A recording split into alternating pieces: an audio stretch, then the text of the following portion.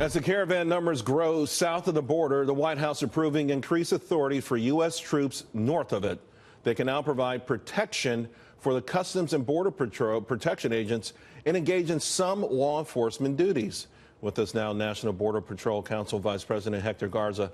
Hector, this news coming this morning, 58,000 troops to support the 2,000 border guards there already. We've seen some ugly scenes throughout Mexico, some clashes with authorities, local residents. Are you happy with the idea if it comes to that, at least you'll be able to get some support from U.S. troops?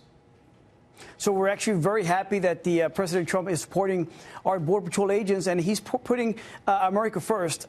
It's very interesting, Charles, because we've never seen this before, but we're very appreciative that we have the military, that our ports of entry have been fortified, and that we now can do our job and try to secure the border. No other president has ever done this before. Of course, I meant 5,800 troops and not 58,000 troops. Now, that being said, this is a situation that no one has ever dealt with before. There's been a race to put a barbed wire and things like that. There's so many miles, though, to protect, and there's so many unknowns. How do you feel about this now? The moment of truth is coming upon you very quickly. Well, it's like you said, it's never been done before. And guess what? We do have to take these extreme measures. If people try to come over that border fence or that border wall, or they try to cross the Rio Grande River down in Texas, we're going to have to stop those people. We're going to have to arrest them, detain them, process them, and hold them. And we won't be able to do that without the help of the U.S. military. This is definitely not a political issue, and this is just about border security and caring about the American public and the American communities.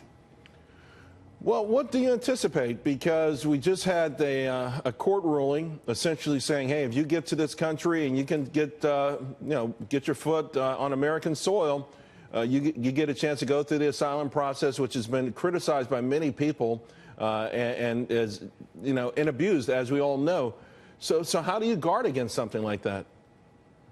So we do expect for people to start crossing the border illegally. Our Border Patrol agents are ready. They've been trained. We do have our U.S. military members that are also at the ready to be able to process these people and detain these people, as a matter of fact. And if it wasn't for the actions of President Trump of sending the military, there was no way our Border Patrol agents would have done this job without that support. Because you have to keep in mind that we don't have detention space. We don't have the proper transport vehicles. And because of the military, now we'll be able to handle this type of work. Now, it's not going to be easy. A lot of our agents will be assaulted. We know that there are a lot of criminals in this caravan, and we're just going to have to go out there and do our best. But the good thing is that our Border Patrol agents are properly trained, and they're probably the best out there. Your agency knows that you confirmed that there are criminals in this caravan that's approaching now. There's been speculation, but I've never heard that it's been proven.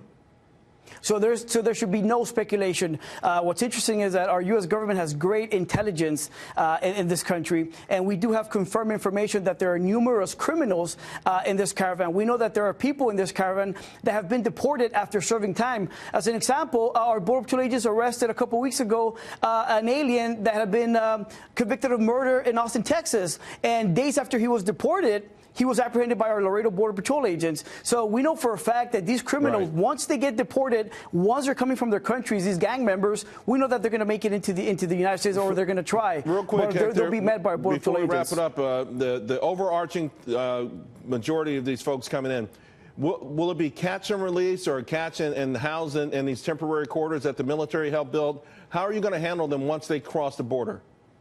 So we are working with President Trump to make sure that this is catch and detain, so we can do away with catch and release. Our union, our Border Patrol Council, had a meeting with President Trump this week, and that was the main topic of discussion. So we are looking forward to catch and detain. All right.